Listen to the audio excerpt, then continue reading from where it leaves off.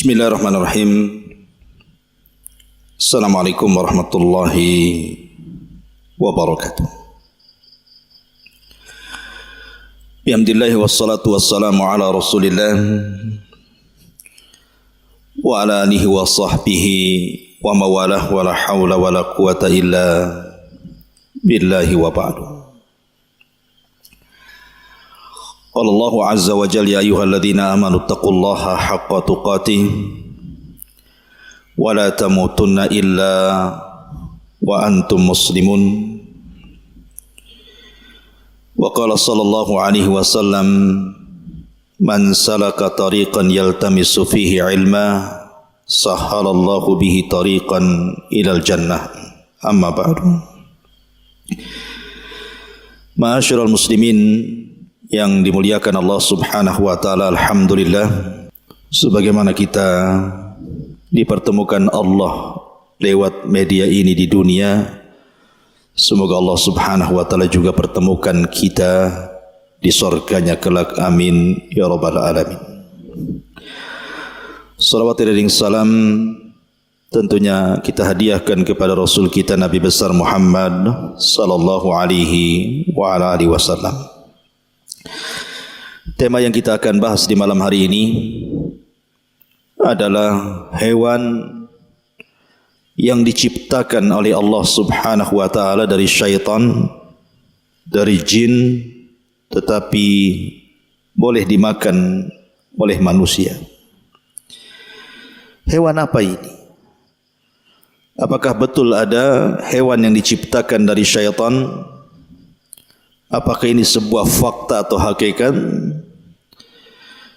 Kalau memang ini bukan sebuah fakta tapi sebuah khurafat, kenapa pula kemudian Nabi SAW mengisyaratkan bahwa ada hewan yang diciptakan dari syaitan? Tapi kalau memang ini adalah tidak benar, lalu bagaimana menyikapi hadis Nabi SAW yang saya akan baca? Dan hewan apa yang dimaksud bahwa ada hewan tercipta dari syaitan ini? Dan bagaimana pandangan para ulama tentang hewan ini? Ma'asyiral muslimin yang dimuliakan Allah Azza wa Jal, karena ada hadis dari sahabat Bara bin Azib radhiyallahu anhu. Qala, dia mengatakan, su'ilan Nabi sallallahu alaihi wasallam 'anis salati fi mabarikil ibili. Dari Bara bin Azib radhiyallahu an, Rasul bersabda atau ditanya tentang salat di tempat perehatan unta. Maka Rasul SAW mengatakan, la tusallu fi mabarikil ibil. Janganlah kalian salat di tempat perehatan unta.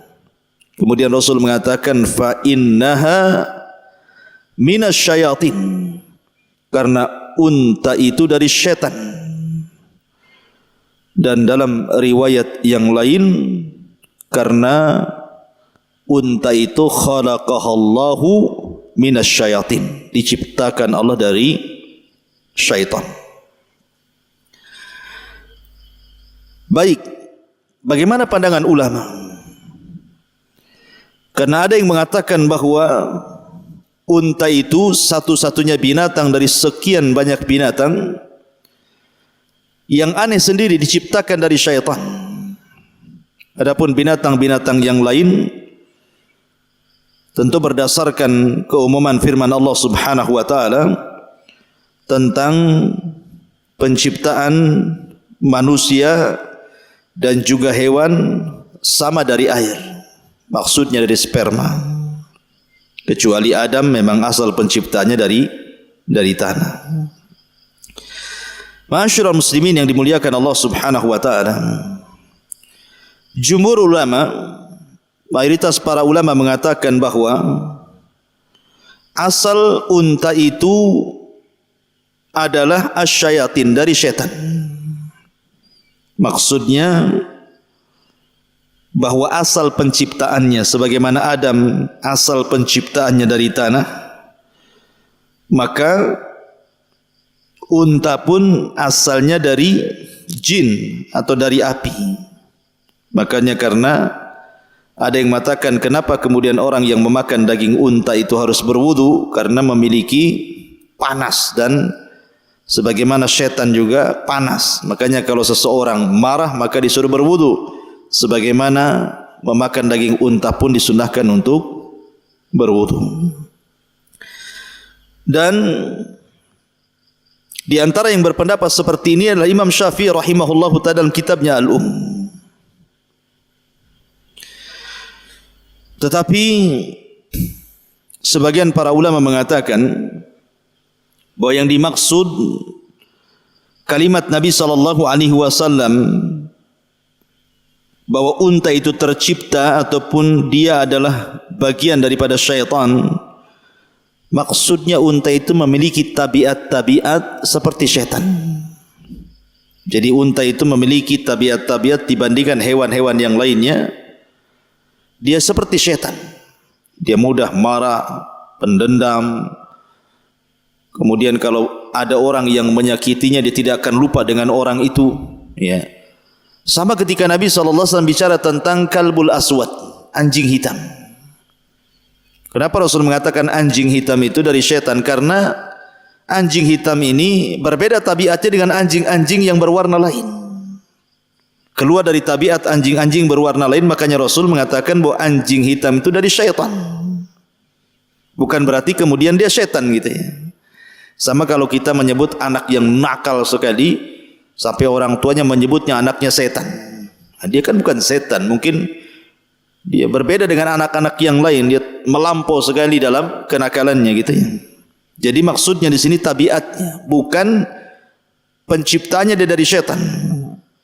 Karena sebagian orang yang berpendapat seperti ini, karena kalau seandainya kemudian betul-betul tercipta dari syaitan, unta ini jelas akan menyelisihi pertama firman Allah Subhanahu wa taala.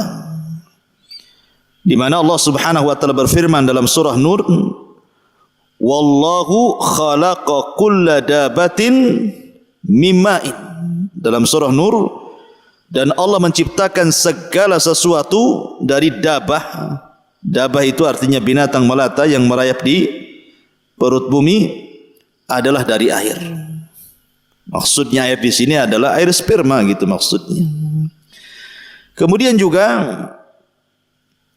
orang yang menolak bahwa setan itu unta itu tercipta dari setan, karena tidak ada ceritanya setan melahirkan unta atau unta melahirkan setan.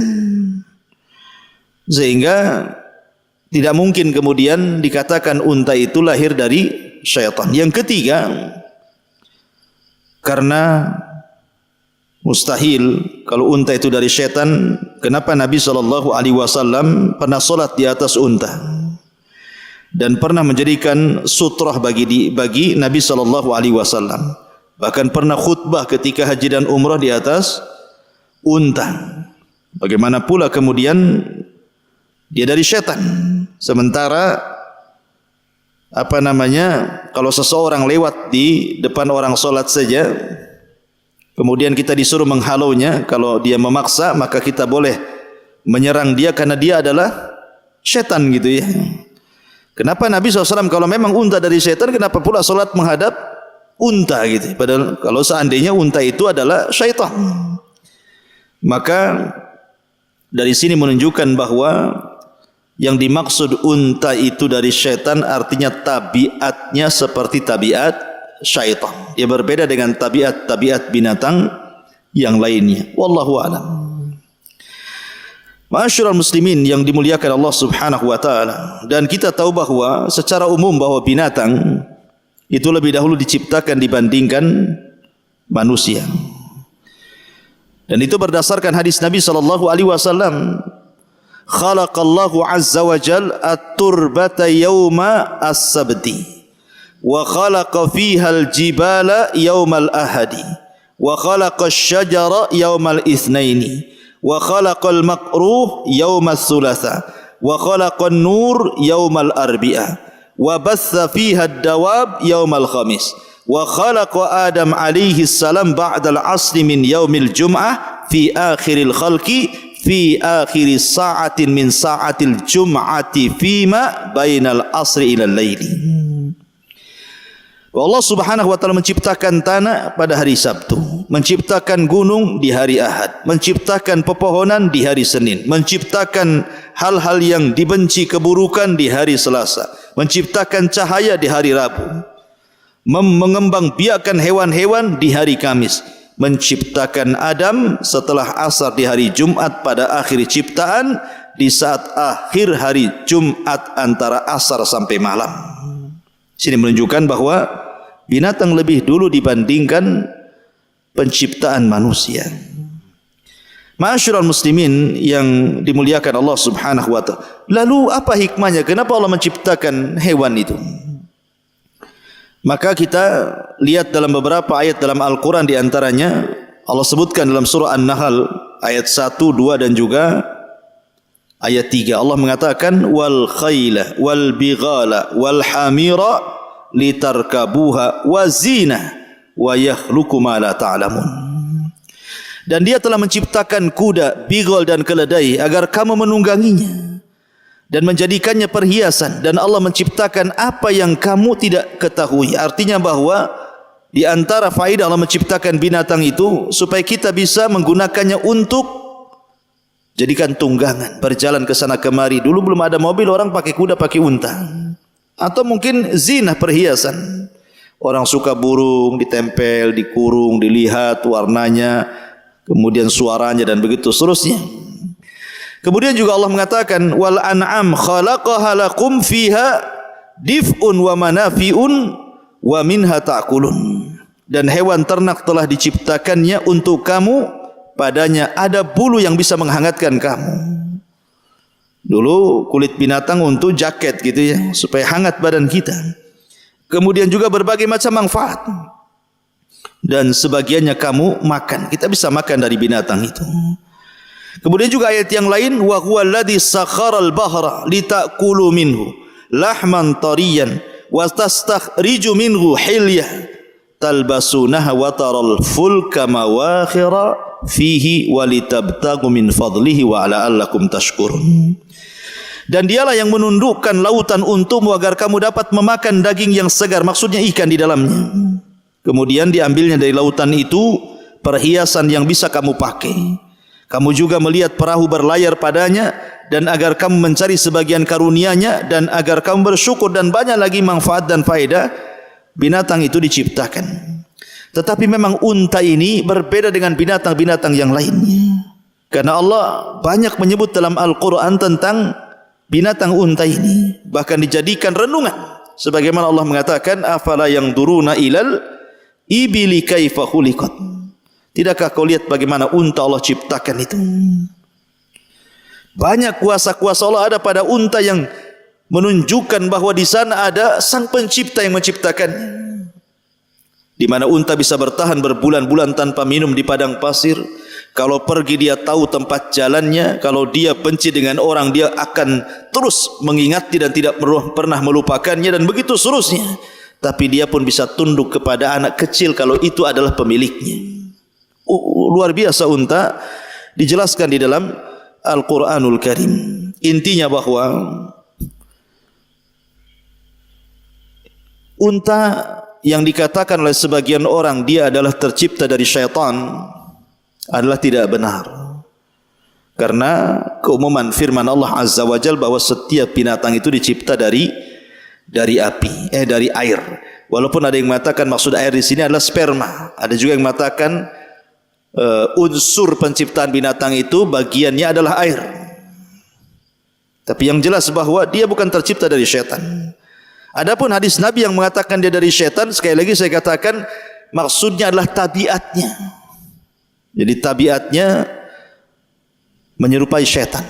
Makanya kenapa orang tidak boleh salat di tempat rehatnya unta, bahkan orang yang makan daging unta saja disuruh untuk berwudu. Wallahu a'lam. Mudah-mudahan ada manfaatnya. Subhanakallahumma bihamdika asyhadu an la ilaha illa anta astaghfiruka wa atubu ilaik. Allahu ta'ala. Assalamualaikum warahmatullahi wabarakatuh.